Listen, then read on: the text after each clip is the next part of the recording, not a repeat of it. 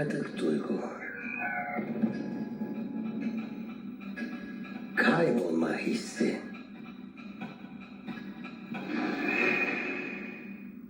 Belirip kaybolan anılar.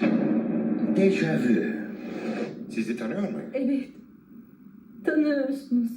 Ve eğer tüm bunların kafanızda olup bittiğini sanıyorsanız gerçeği öğrenmeye hazır olun. Dünyanın en büyük sırrını bilseydin ama kimsenin sana inanmayacağını düşünseydin ne yapardın? Denerdim. Yapımcı Jerry Bruckheimer. Yönetmen Tony Scott. Denzel Washington. Duygularınızda ipuçları saklıdır. Anılarınızda ise uyarılar.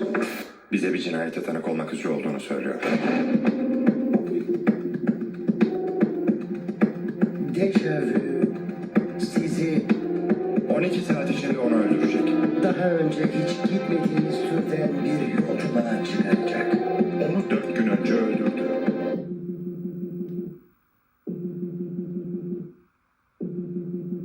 Bu da bir fikir tabii. Dejavu.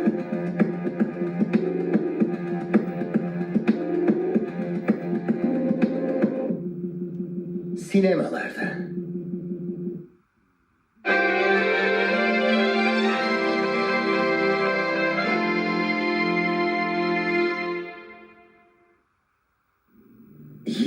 Yüzyılın başlarında gezegenimizdeki hiç kimse dünya dışı varlıkların bizleri izlediğine inanmazdı.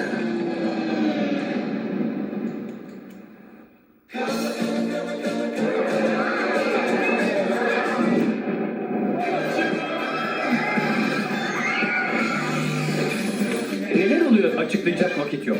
Uzaylılar saldırıyor. Anlaşılan vakit varmış. Dünyalar savaşınca Kız da ördeğe demiş ki... Bay Başkan, uzaylılar dünyamıza saldırıyor efendim. Yani bana bütün bu çocukların öleceğini mi söylüyorsun? hiçbir garez yeterince güçlü değildir. Bu korkuyu üzerimden atamıyorum. Hiçbir testere yeterince keskin değildir. Yaptım. Kurtulduk. Aman tanrım. Ne var? Yanlış ayak. Lanet olsun. Korkunç Film 4. Özür dilerim. Ah sorun değil. Daha önce de yüzüme top çarpmıştı. Gerçek olaylara dayanmaktadır. Ve karşınızda Tom Ryan. Aşık oldum.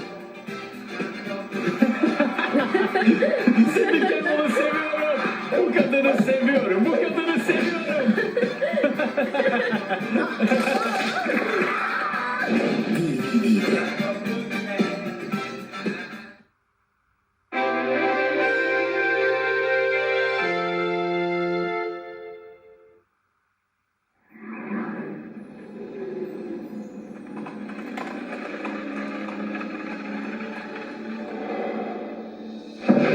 Bu evde birçok oda var.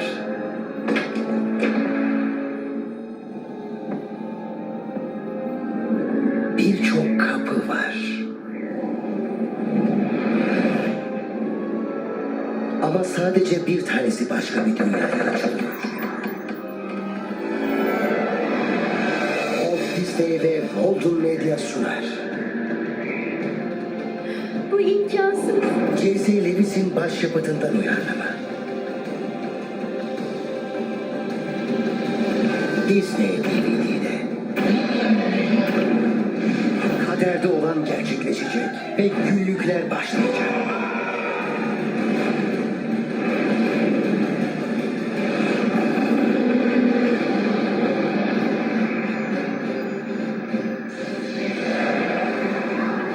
Narnia Büyüleri, Aslan, Dolap ve Cadı. Disney DVD'de.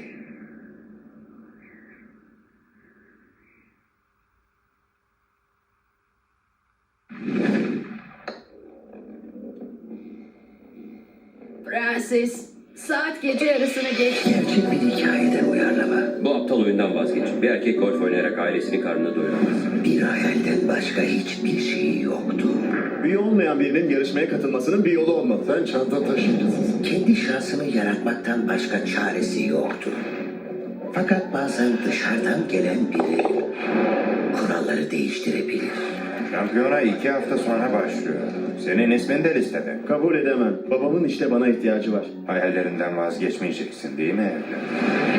Herkes burada oynanacak olan bu büyük şampiyonadan söz ediyor. Yapılacak çok işimiz var. Ben en iyisiyim. Bunu sakın aklından çıkarma. Bayım, çantayı sizin için taşıyabilirim. Çantam zaten senin kadar. Bu çantayı taşıyabilirim. Tamam, taşı o zaman. Bu da ne? Bir pigme mi? Bir sorun mu var? Bu deneyimsiz çocuğun dünya şampiyonunu yenmesi imkansız gözüküyor. İyi bir oyun çıkardı. Ve kimsenin hayal bile edemeyeceği bir şey başardı. Tanrı vergisi bir yeteneği var. Bizi gururlandırmak için oynuyor. Her büyük yolculuk Bu çocuk bir köylü ve köylüler kazanamaz. bir hayalle başlar. Bu çocuk yarın turnuvayı kazanırsa babası köylü olduğu için değil, ne kadar parası olduğu için değil, en iyisi olduğu için, gerçekte kim olduğu için kazanacak. Hayatın Maçı, ilham verici gerçek bir hikayeden uyarlama. DVD'de.